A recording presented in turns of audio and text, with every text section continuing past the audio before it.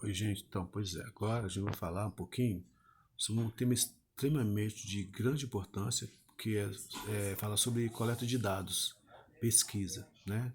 Bom, em toda pesquisa, como a gente já relatou, a gente coleta várias informações, ou seja, coletar dados. E para coletar dados a gente precisa de ir em busca de informações. Então, geralmente a gente faz o procedimento é esse, que tem que ter uma preparação para sair um trabalho bem assim transparente, bem que todo mundo entende, porque se você faz se você executa essa situação de qualquer jeito, você vai passar a informação de que ninguém vai entender nada, porque nem você talvez vai conseguir entender, porque não vai estar bem explicado, mas não vai estar bem é, simplificado e bem cada coisa no seu devido lugar. Então, geralmente, a gente precisa ter cuidado nessa coleta de dados e organizá-los de uma forma bem tranquila. Então, para fazer uma pesquisa, devemos começar pelo seu planejamento, né? Que é o normal. A escolha do tema, o levantamento de questões e a metodologia para chegar a conclusões precisam ser pensadas antes. Então, tudo que você vai executar, você tem que ter uma preparação anteriormente. Fazer tudo, é, testar, para ver se o que você acha que pode ser que dê certo, nem sempre dá. Então, você tem que fazer testes antes. Depois de escolhido o tema, levantados as questões e as hipóteses, partindo para a execução com coleta de dados. São as informações que você foi colhendo ao longo da sua pesquisa.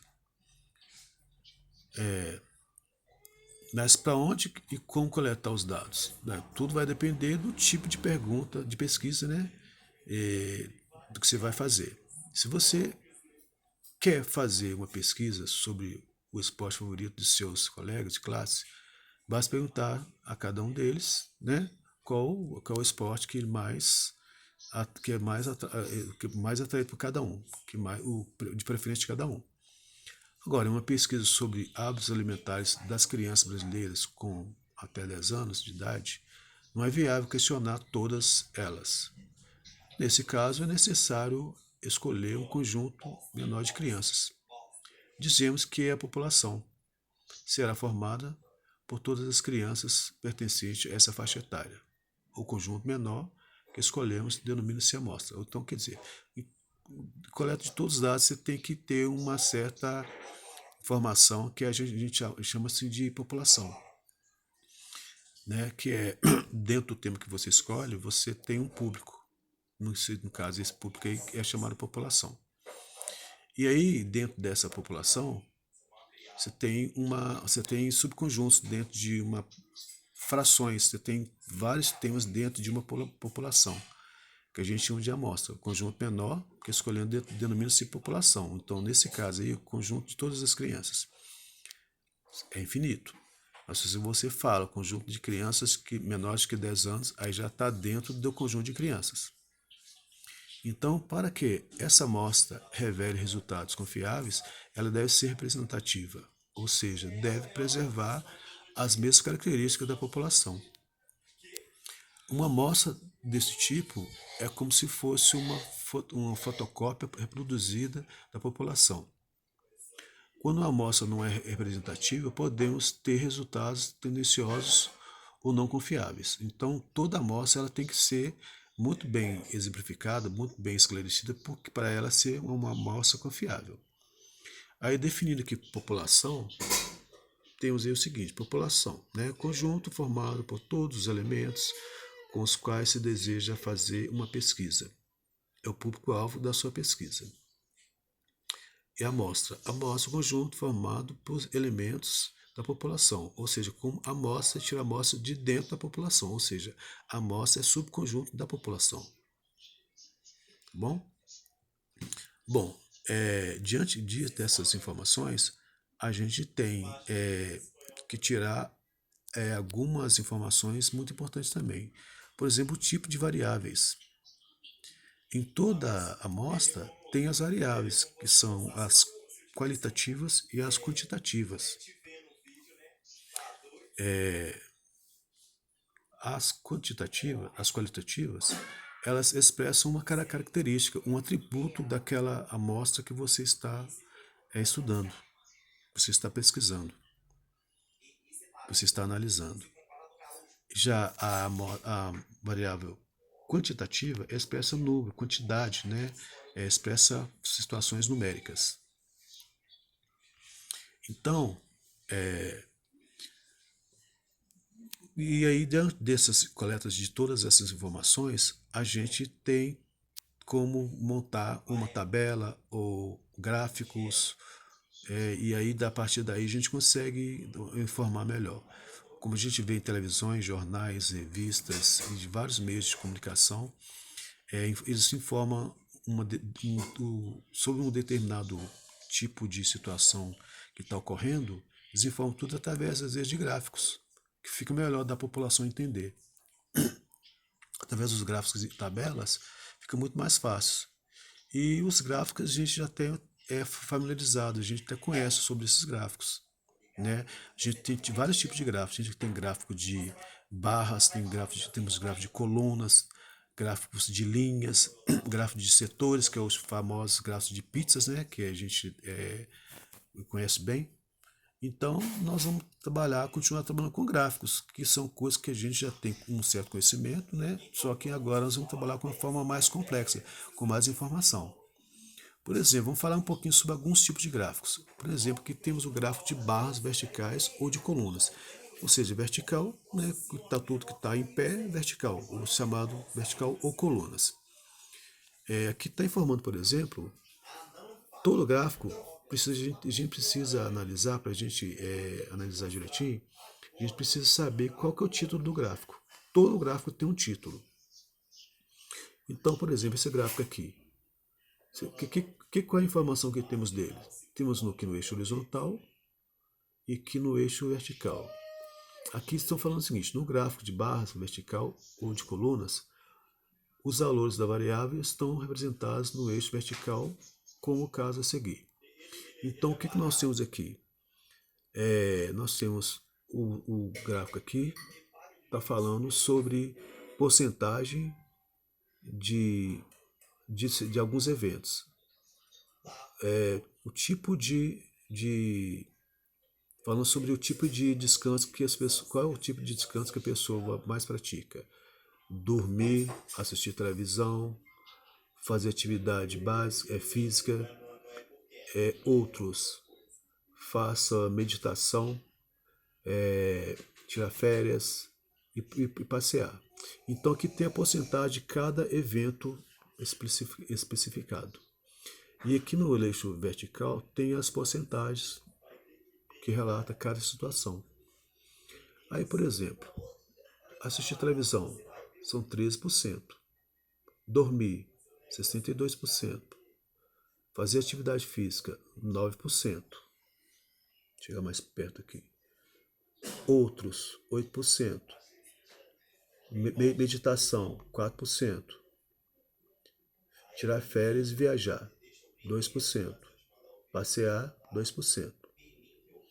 Então aqui tem um conjunto do que foi informado, da preferência. E que são as porcentagens. Aí estão perguntando aqui o seguinte: qual é o título desse gráfico? Aqui você vem e observa aqui que o título já está bem na estampa do gráfico aqui. Ó. O que você faz para espantar o cansaço? Né? Qual o tipo de situação que você vai fazer para você descansar? Aí, a letra A, está querendo saber o título do gráfico, o título, né, como a gente está vendo, o que você faz para espantar o cansaço. Aí vem a letra B. A variável dessa pesquisa é quantitativa ou qualitativa? De cara, a gente pode observar que a variável ela é qualitativa, por quê? Esse aqui não expressa números. Dormir não expressa número. Assistir televisão não expressa número. O fazer, a gente está falando, o fazer a praticar essa ação. A ação de dormir não expressa um número. Assistir televisão não expressa um número. Atividade física não expressa um número. Claro que não. Qual é a fonte desse gráfico? Como a gente sabe, todo gráfico, gente, ele veio de alguma informação. Essa informação que é dada dele, ele vem de alguma fonte. a fonte é de onde que tiraram essa pesquisa. Nesse caso aqui, ó, a fonte veio da revista Saúde é Vital. Revista Saúde é Vital. Tá bom? E na letra D está perguntando o quê? E você, o que faz para espantar o seu cansaço? Aí cada um tem o seu. Por isso que a resposta veio pessoal. Porque cada um tem uma opinião. Uns falam que dormem, acham que é melhor dormir, outros acham que é melhor assistir televisão, outros acham que é melhor fazer atividade física e por aí vai. Então quer dizer, por isso que é pessoal, a resposta é pessoal. Passando para a página seguinte, nós temos um exemplo de gráfico de barras. O gráfico de barras, ele te informa, se pode ter uma informação num gráfico, né, através de situações de gráfico de barras. O gol anterior, por exemplo, ele foi de gráfico de colunas, situação vertical. Mas você pode informar sobre uma situação horizontal também. Tá? Esse gráfico, por exemplo, aqui fala sobre gráficos barras ou horizontais. No gráfico de barras horizontais, os valores da variável estão representados no eixo horizontal. Veja uma pesquisa com cobertura nacional, feita online com 2.000 internautas, realizados em junho de 2017. Então, o eixo horizontal expressa a porcentagem. E o eixo horizontal expressa o tipo de rede que a pessoa mais acessa. Aplicativo de redes sociais que os internautas brasileiros possuem. Esse é o título do gráfico. Então, a fonte está aqui, as informações da fonte estão aqui embaixo e tudo mais. E aí vamos responder o que estão te pedindo aqui. Então, olha só, qual é o tipo de gráfico? Um gráfico de barras, né? Como a informação está sendo dada aqui agora. Bom, qual é o título do gráfico? O título do gráfico está aqui em cima, aplicativo de redes sociais que os internautas brasileiros possuem. E o tipo de gráfico, como eu informei aqui anteriormente, é o gráfico de barras. Quantos internautas responderam que não possui Skype? Aí você vai ver aqui, ó, que aqui tem as informações dos tipos de acesso que eles têm. Não tem aplicativo de redes sociais, outro aplicativo de redes sociais. Aqui tá ruim de ler. Aqui tá Twitter, Telegram e vários outros. Skype, Twitter, de novo, e por aí vai. Message, Instagram, Facebook, WhatsApp e por aí vai. Então, eles querem saber quantos internautas responderam que não possui Skype. Bom, aqui a gente tá, quando a gente pode ver, tem a porcentagem de cada um. É que 1%, 3%, 5%, 10%, 15%, 18%, 25%, 28%, 59%, 60%, 86%, 91%, assim por diante. Então, são quantos internautas? São 2.000 internautas. Então, quantos internautas responderam que não possui Skype? Eu tenho que calcular, vem cá, pegar o Skype. Qual que é a porcentagem de Skype? 25%. Calcular 25% de 2.000 internautas. Quanto que é 25% de 2.000 internautas? Basta a gente fazer o cálculo. No caso aqui, ó, eu vou calcular 25% de 2.000 internautas, 25% é o mesmo que um quarto. Um quarto de 2.000 é como se você estivesse dividindo 2.000 por 4. 2.000 dividido por 4 vai dar 500 internautas. Quer dizer, 500 internautas usam o Skype. O resto não usa o Skype, o resto são os outros. Isso quer dizer que são quantos internautas no total? 2.000 internautas. Então, 2.000 menos 500, que é o que usam Skype.